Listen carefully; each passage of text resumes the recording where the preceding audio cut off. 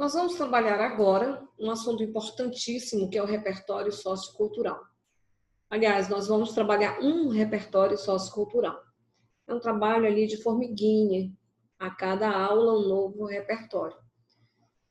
Embora nas redações, quando nós trabalhamos as propostas de redações, nós já trabalhamos alguns repertórios. Mas agora eu quero um repertório um pouco mais detalhado. Quero trabalhar uma obra literária, eu gosto muito de literatura, claro, gosto bastante. E eu quero trabalhar neste repertório, trabalhar um pouquinho com vocês a obra O 15, da Raquel de Queiroz. Primeiramente, esta obra, ela é uma obra que ela está ali contextualizada na segunda fase do modernismo.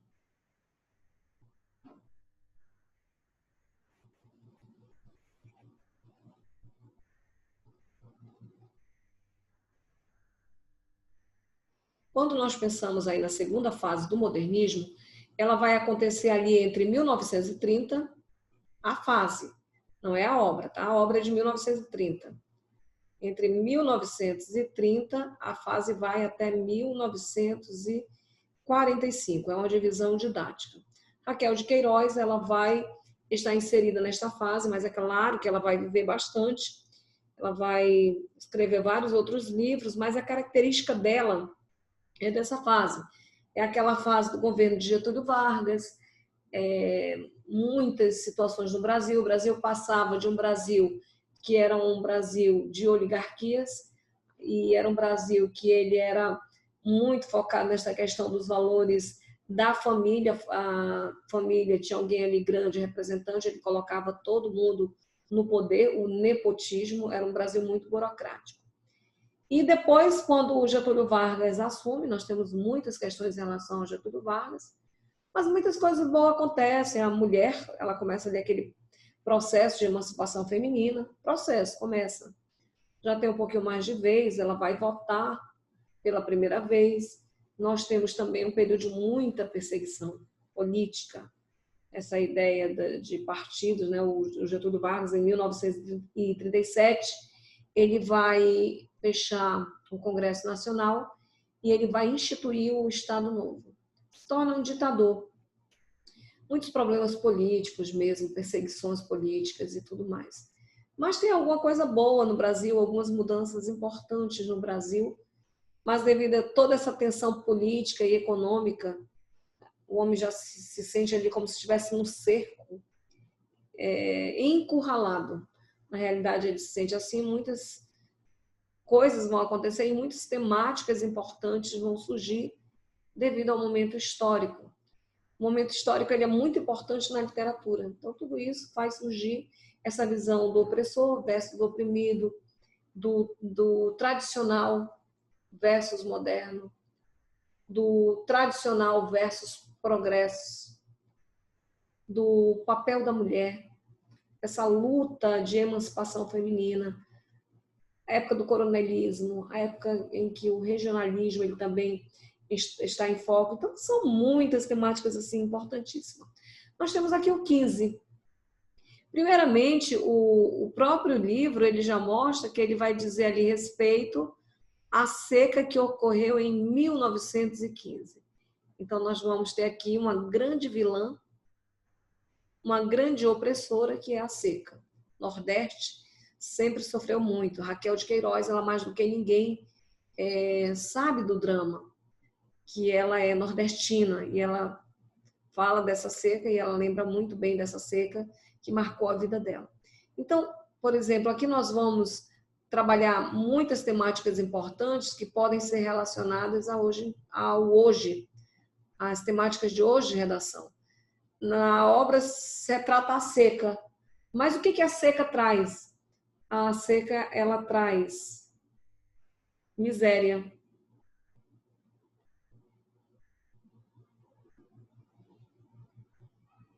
ela traz fome, ela revela quem é o ser humano, porque é um momento de muita opressão, que muitas vezes esse homem ele pode ser solidário, ele pode repartir, muitas vezes ele pode ser egoísta, ele pode tomar só para si. Eu estou lembrando agora uma entrevista sobre a pandemia do Senhor, que recebendo um pouquinho a sacola de rancho, mas o pouco que ele tinha, ele saiu distribuindo para outras pessoas. Então, tem pessoas que conseguem distribuir o pouco que tem. Tem pessoas que têm muito e não distribuem nada. Então, na realidade, a seca ela vai revelar tudo isso. Ela vai revelar também um momento de instabilidade, insegurança. Vai falar ali também nesse período das migrações.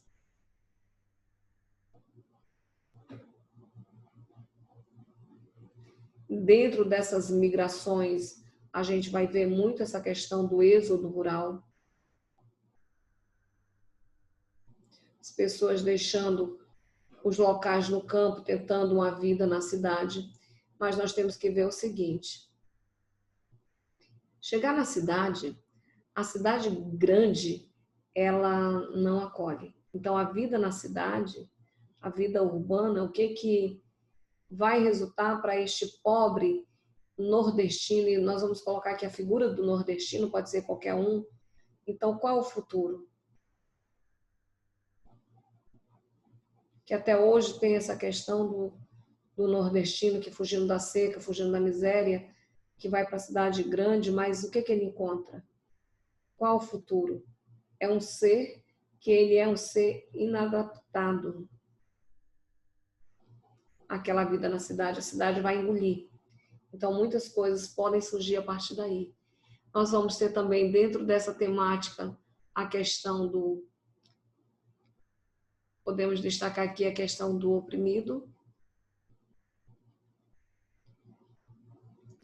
versus opressor. Aqui na seca, nós vamos ter a seca como uma opressora. E o nordestino, que ele é vitimado pela seca, ele vai ser oprimido. Em muitas ocasiões, nós vamos ter uma pessoa que ela vai representar exatamente este opressor. Então, são muitas, né, as temáticas que a gente pode observar. Também nós podemos observar essa ideia do tradicional versus moderno. É uma sociedade que ela se recusa a caminhar, progredir, a mudar. É uma sociedade ainda muito presa à tradição e, em nome da tradição, é capaz de engolir muitas coisas, aceitar muitas coisas e tudo mais. Podemos ver o papel feminino. A emancipação da mulher. Podemos ver essa questão de progresso. É o progresso chegando. E quem não está adaptado ao progresso vai ficar para trás. Não vai acompanhar, vai falir. Então, é um mundo político bem conturbado que nós vamos ver até então dentro da obra O 15. É uma obra assim, muito interessante mesmo. Vou salvar isso daqui, depois nós vamos dar uma analisada. Preciso apagar. Dar uma analisada, vocês vão analisar, melhor dizendo, vou enviar para vocês. E aí vocês analisem, ou então vocês mesmos já devem escrever aí para acompanhar, para ter o rascunho de vocês, as anotações de vocês aí direitinho.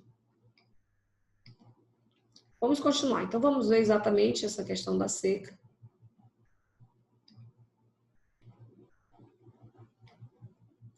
Primeiramente, nós temos aí 2 planos na obra da Raquel de Queiroz. Quando eu falo essa ideia de 2 planos aqui, vejam bem, nós vamos ter aqui, e eu vou fazer algumas marcações. Nós vamos ter aqui o Chico Bento, a Cordulina. Chico Bento é o vaqueiro, que ele trabalhava para essa Dona Marocas. Dona Maroca, eu acho, Maroca, primeira Marocas. E quando vem a seca, é uma seca violenta de 1915, ela diz para o Chico Bento soltar o gado e seguir o destino dele, ou seja, não dá nenhuma condição de vida para ele. A Cordulina, ela vai ser a mulher do Chico Bento. A Mocinha vai ser irmã de Cordulina, cunhada de Chico Bento, que na trajetória ela vai se debandar deles, vai se tornar prostituta, não vai ter um filme muito legal.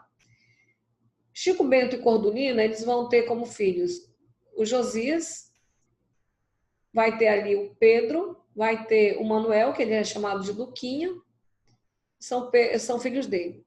Outro destaque aqui nós vamos ter para o Vicente, que ele é dono de uma fazenda, ele é um homem que ele não tem estudos, ele é diferente do irmão dele, o Paulo, mas ele é o homem da terra. Ele consegue resistir à seca na fazenda dele, mas porque ele tinha algumas condições financeiras, diferente do Chico Bento, que ele é o vaqueiro, que ele é o empregado da dona Maroca, e ele não vai conseguir, porque ele não é dono da terra. O Vicente luta, ele consegue resistir ali na terra. Temos ali a dona Conceição, que é uma moça, uma professora inteligente, prendada. Ela representa o moderno, a evolução. É uma mulher à frente do seu tempo. E a mãe Inácia, que é a dona Inácia, é a avó dela, a avó-mãe, que cria a Conceição. Que a mãe Inácia também ela tem uma fazenda em Quixadá, mas quando chega a seca, ela vai para Fortaleza para esperar passar a seca, que tem uma casa lá também, e a Conceição vai com ela. Conceição, ela também ela é uma pessoa bem humana, bem humanitária, ela representa aqui a visão do socialismo. Então, nós vamos ter no primeiro plano aqui o Chico Bento e a família. E nós vamos ter, num segundo plano, os dois, Vicente e Conceição. Então, aqui num primeiro plano, vamos dividir assim, e num segundo plano. Neste primeiro plano, nós vamos ver exatamente a luta do Chico Bento enfrentando a seca, fugindo da seca, tentando sobreviver de uma forma miserável. E nós vamos ver aqui no segundo plano essa questão do amor entre Vicente e Conceição, mas são mundos opostos. Ele é o homem da terra, ele é criador, proprietário, não tem estudos, ela tem estudos. Então, o que vence nessa questão do conhecimento dela, e mesmo ele sendo um homem bom, mas ele é o homem da terra. E lá no final nós vamos ver que entre o amor e a razão, e aqui é um grande destaque, que nós vamos ver, entre o amor e a razão, o que a Conceição vai escolher? Ela vai escolher a razão. Ela é bem diferente, ela é bem forte, mesmo gostando dele e tudo mais. A própria mãe Inácia, que é a avó dela, embora gostando muito da Conceição, ela representa o tradicional. Ela acha que o homem pode fazer o que quiser, é homem, como é a visão de toda a questão tradicional, ele é homem, ele pode fazer o que quiser, a mulher não. Nós vamos ver na proprietária, que é a dona Maroca, ela é a proprietária que ela é indiferente à dor ou as dificuldades de Chico Bento.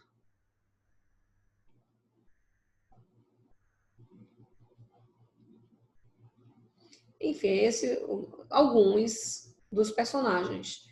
Nós não temos todos, não interessa para este repertório sociocultural colocar todos, né? Vamos só trabalhar com esses daqui mesmo, porque nós temos que saber alguma coisinha na hora de precisar usar como repertório, então nós vamos usar.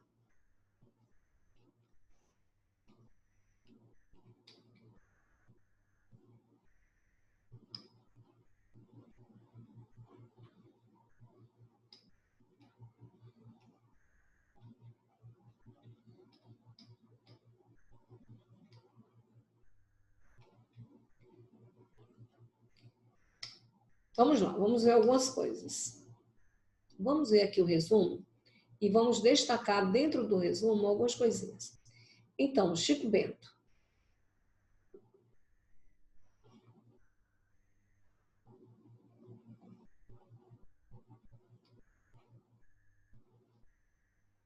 Chico Bento vivia com sua esposa Cordulina e seus 3 filhos na fazenda de Dona Maroca, em Quixadá. A região lá é Quixadá, no Ceará. Ele era vaqueiro e o sustento vinha da terra. No entanto, com o problema da seca, aqui nós temos um dos temas, a seca, e ela é a opressora, que cada vez mais assolava a região onde viviam. Ele e sua família são obrigados a migrar. Então, aqui nós temos um assunto de migração. Dentro do país, vai de um lugar para outro tentando vida melhor, não é? Então, essa ideia sempre na tentativa de um lugar melhor.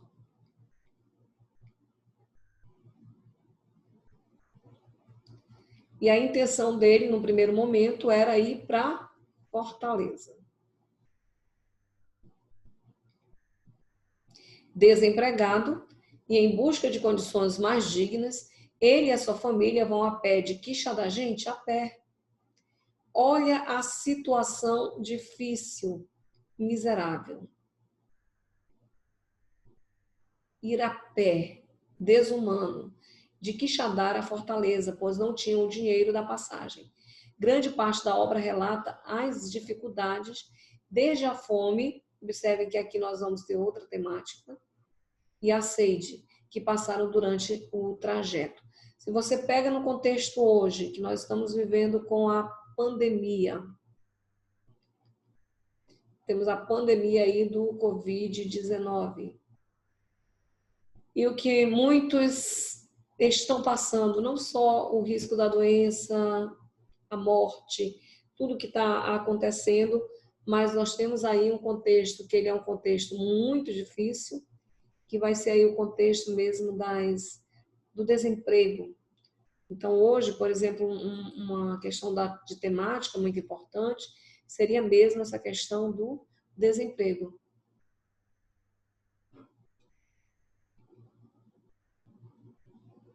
Então, nós podemos colocar aqui essa questão do desemprego. Que se já vinha tendo desemprego no Brasil, no mundo inteiro, a economia, ela realmente está abalada. Hoje a economia está abalada. A seca também abalava a economia daquela região. Então, por exemplo, você pode fazer uma espécie de comparação ao que este povo, em 1915, que nós temos um retrato aqui da época dele de 1915, a seca de 1915. Um momento difícil, uma situação difícil passada ali pela humanidade. A humanidade, voltando, na humanidade hoje, né? Passando ali pelo nordestino. A seca, sobreviveram à seca, a miséria, o desemprego, a falta de comida, a desumanidade que tudo isso acarretava. Então, se você faz uma analogia a tudo isso que acontece com o que a pandemia ela trouxe hoje, nesta questão da economia, então o que nós vamos encontrar hoje? Pessoas desempregadas, pessoas que já faltam para essas pessoas, faltam as necessidades básicas, falta o alimento. Então, é comum já encontrar muitas pessoas que já sofrem com a questão da falta do alimento, até mesmo porque é um período de quarentena, em que a briga hoje muito grande é exatamente para essa questão das pessoas não quererem ficar em quarentena porque precisam comer, e aquela briga, o que mata também, fome também mata, o vírus também mata. Então, na realidade, é aquela coisa, se correr o bicho pega, se ficar o bicho come, aí você escolhe exatamente como quer morrer. O mundo, esse momento que nós estamos vivendo, é um momento desse. É um momento em que, se você colocar toda essa situação de 1915 para toda aquela população miserável que se alimentava de coisas, às vezes até podre, estragada, que não tinha nada para comer, para o que o mundo começa a viver hoje, é uma situação similar, semelhante, que você não pode dizer que é o mesmo assunto. Ali a seca provocava. Aqui, um vírus, uma doença que também tirou o emprego de muitos. Não é mais só o nordestino, mas o Brasil inteiro passa por isso. E que você pode fazer exatamente essa analogia. Quem pensava viver tudo isso, pelo menos da geração atual? Sabemos que já houve pandemia em outra ocasião da existência, mas hoje nós passamos por isso e nós podemos comprovar essa realidade. Exatamente. Se nós perguntarmos hoje quem é o opressor,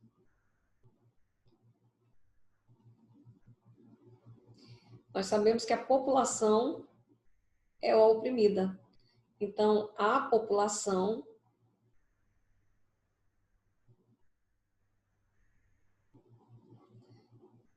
ela é a oprimida. Mas, assim, a gente pensa o opressor é o vírus. Verdade, é a doença. A doença aqui, ela está sendo realmente, o vírus, né? É a opressora. Mas, assim, é claro que numa situação como essa, tem gente que aproveita a situação para se dar bem, mas tem muita solidariedade. Outra coisa que a gente vai destacar muito aqui é essa ideia da solidariedade. Assim como nós vamos desculpe. Assim como nós vamos encontrar na obra uma Conceição, que ela é uma pessoa solidária, que ela é uma pessoa ali, naquela época, lá em 1930, havia muito essa briga do socialismo versus capitalismo. Hoje eu não quero trazer essa briga para cá, embora tenha uma briga política em torno disso, mas na época era muito acirrada, verdadeiramente acirrada, socialismo versus capitalismo, mas existe um bloco de solidariedade. Então, enquanto muitas pessoas são solidárias, outros se aproveitam de várias situações. As pessoas podem se aproveitar até para não pagar contas e tudo mais, mas tem, assim, pessoas que estão padecendo, e muita gente que é solidária. Então, aqui temos esse contexto, temos aqui muitos patrões que eles são bons, tem uma espécie de um Vicente, que ele é um dono de terras e tudo mais, ele é bom, ele cuida dos empregados dele, mas nós vamos ter ali também muito essa questão da Dona Maroca, que vai expulsar ali da terra, vai mandar o Chico Bento soltar o gado e dar um jeito dele. Ela não se importa. Então, nós vamos ter este contexto aqui na obra, com certeza nós vamos ter. Então, até então, só para vocês começarem a pensar, se fosse fazer sobre o desemprego, se fosse fazer sobre essa questão da solidariedade, temática importante. Já caiu essa temática em algumas bancas por aí, solidariedade poderia ainda, com certeza, cair em vestibular. Solidariedade, a Conceição, ela é uma pessoa solidária. Daria para falar sobre ela. Vamos continuar.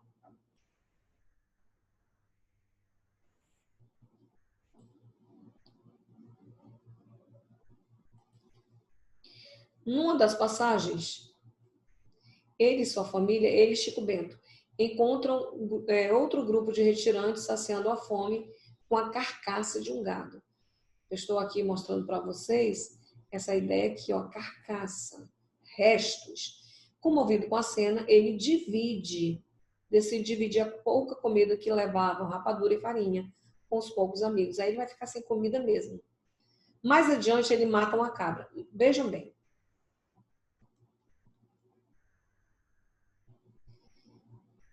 Fabiano, ele foi solidário. Desculpe, Fabiano, não, Chico Bento. Estou querendo confundir com outra obra. O Chico Bento, ele é solidário com um grupo que estava comendo restos. E ele passa muita fome. Então, ele vê uma cabra e ele mata. Só que a cabra, ela tinha dono.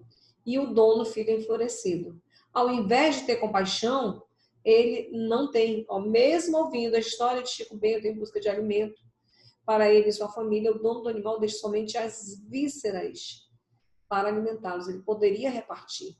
Porque o Chico Bento repartiu o pouco que tinha.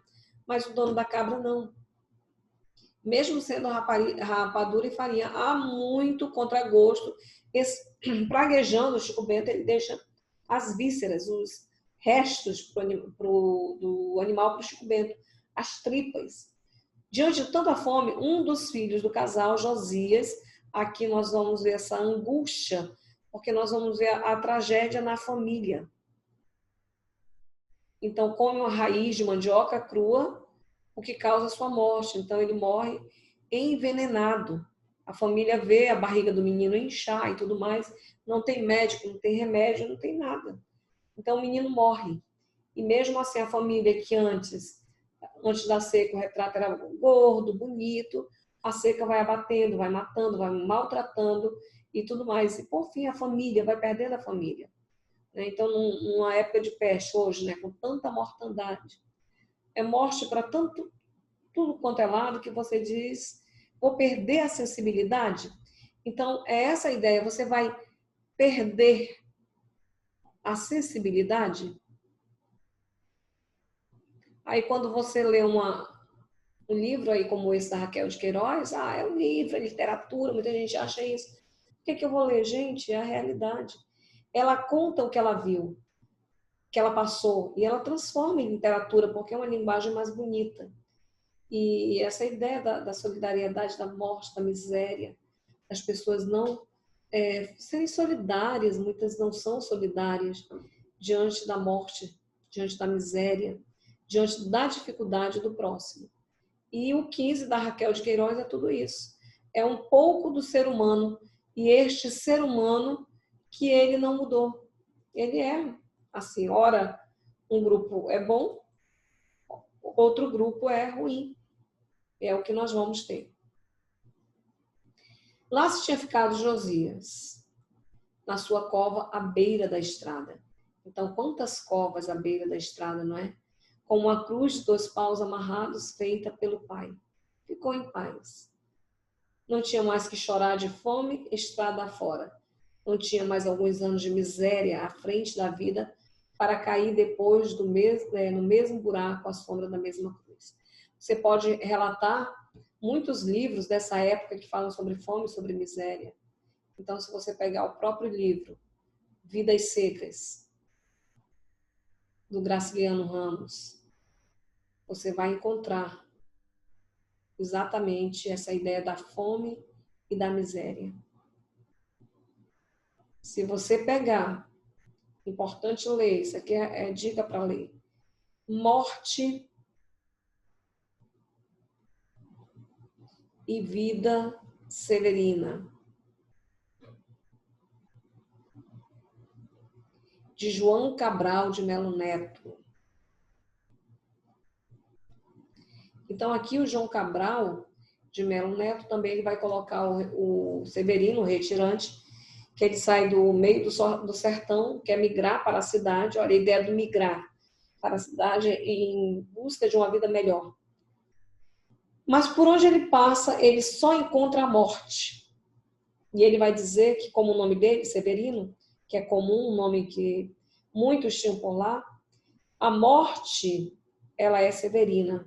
E a vida também é severina, ou seja, ela é ingrata, ela é ruim, ela é difícil. Mas é claro que lá, no final da obra, depois ele vai presenciar um ato de solidariedade quando nasce o filho do seu José Carpina, e a multidão ali que vivem ali na beira do rio, do lamaçal e tudo mais, eles vão levar o que tem, os presentes da terra. Uma gaiola com 2 passarinhos, batatas da terra, e vão dar o pouco que tem para aquela criança. E ele verifica que existe solidariedade.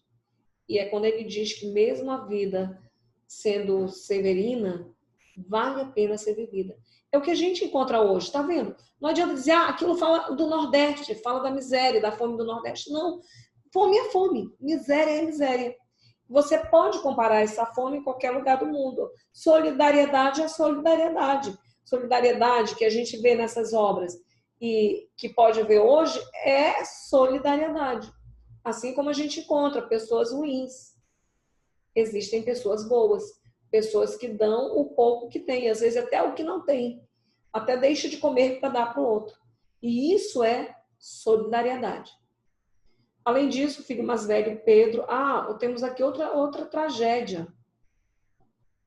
Outra desgraça, o Pedro, né? outro filho, acaba se juntando a outro bando de retirantes e o casal não o vê mais. Ele foge ali com o pessoal do circo, deixa a família, se debanda. Então, observe mais uma vez a perda do filho, a dor de alguém que já não tem mais onde colocar dor.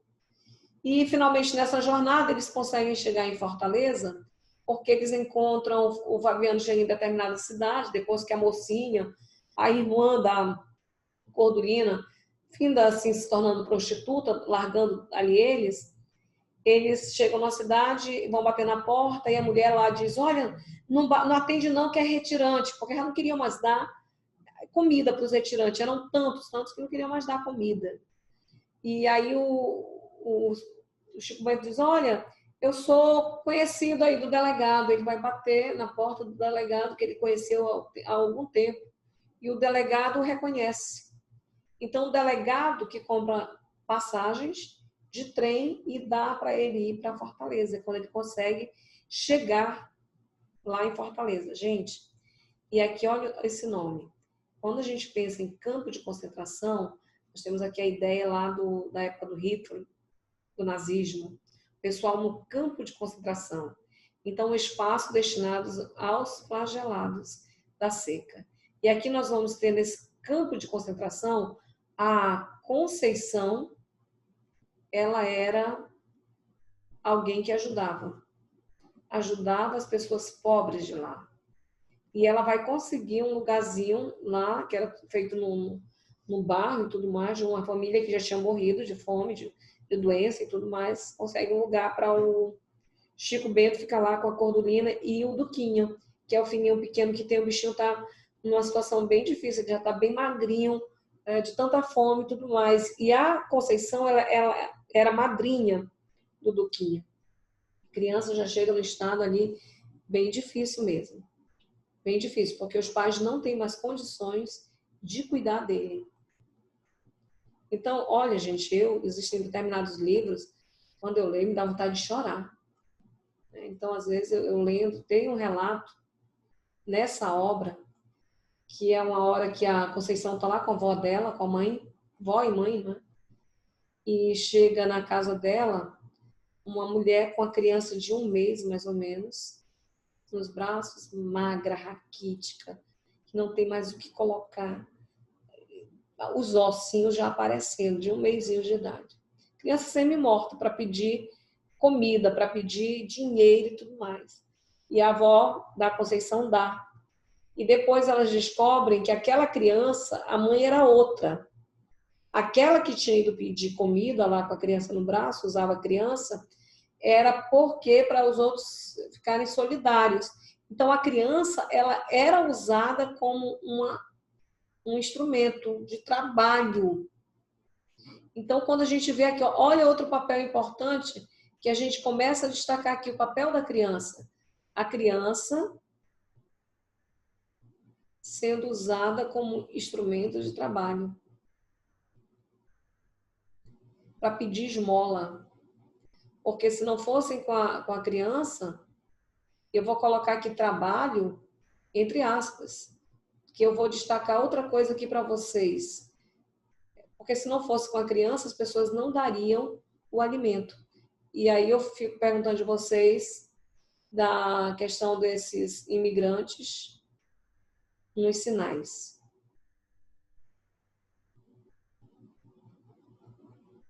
Que usam, e se vocês perceberem, eles já não pediam mais o dinheiro, porque as pessoas já não estavam mais dando a esmola. Então, usavam as crianças para pedir ali. Só que naquela criança que chega lá na porta da Conceição, ela está morrendo, tem 1 mêsinho de idade. E a criança era de outra, que ia pedir emprestada para a mãe. Gente, que retrato triste que a Raquel de Queiroz nos passa. Cadê a criança? Ela deveria estar na escola, ela deveria estar sendo cuidada. Ela não pediu para vir ao mundo.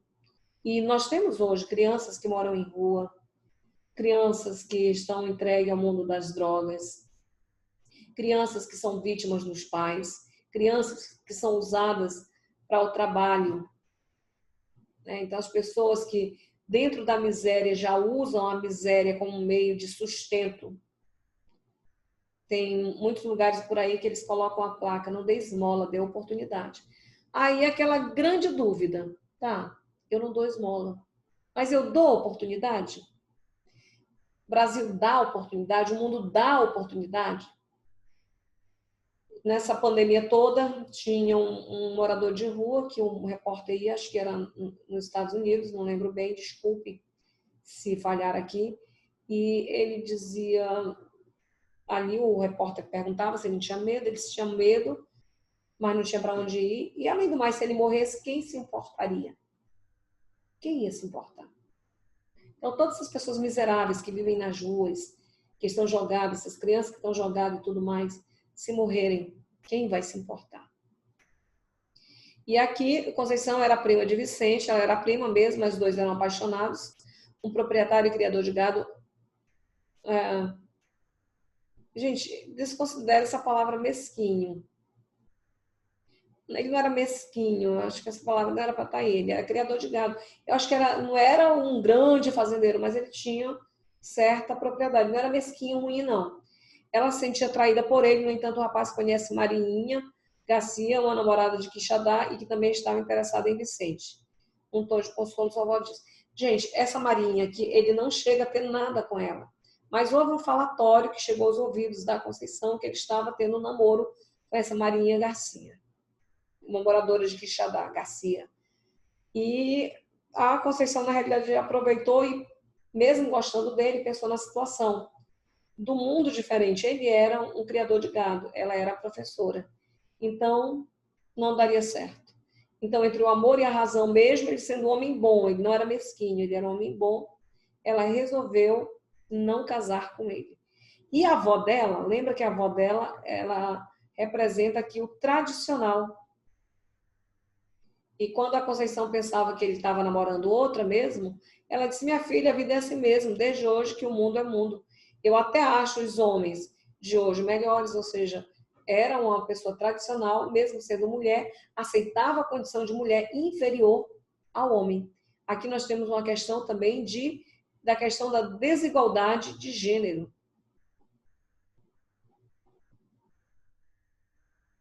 As próprias mulheres, elas eram acostumadas ao mundo que lhe foi imposto. Aceitavam a vida que lhe foi imposta. Então, nós temos também isso dentro da obra. Então, percebam que só nisso daí, quantas temáticas nós podemos trabalhar.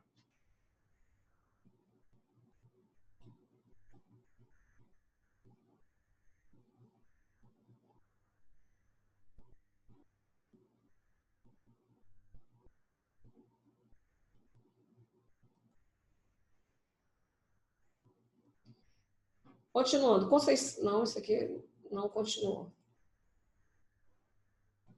Está repetindo aqui. Com a chegada da chuva e, consequentemente, da esperança para o povo nordestino, a avó de Conceição resolve voltar para sua terra natal, Logradouro, mas a garota decide ficar em Fortaleza. Então, vejam bem, ela decide ficar em Fortaleza, tranquilo, né? Mas o que acontece? A Conceição, ela vai adotar o Duquinha.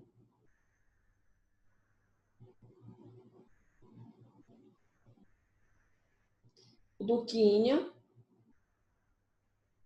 que era filho do Chico Bento da Cordonina. Eles decidem tentar a vida em São Paulo. Eles queriam vir para o norte, mas não conseguiram, foram para São Paulo. Não estavam conseguindo emprego em Fortaleza. Então ela disse, olha, deixa o Duquinho. A criança, no primeiro momento, não queria ficar, mas depois ele se acostuma.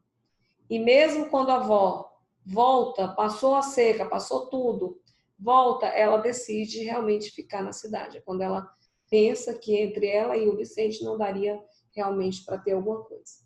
E ela fica. Então, nós temos aí uma obra interessante, importante mesmo.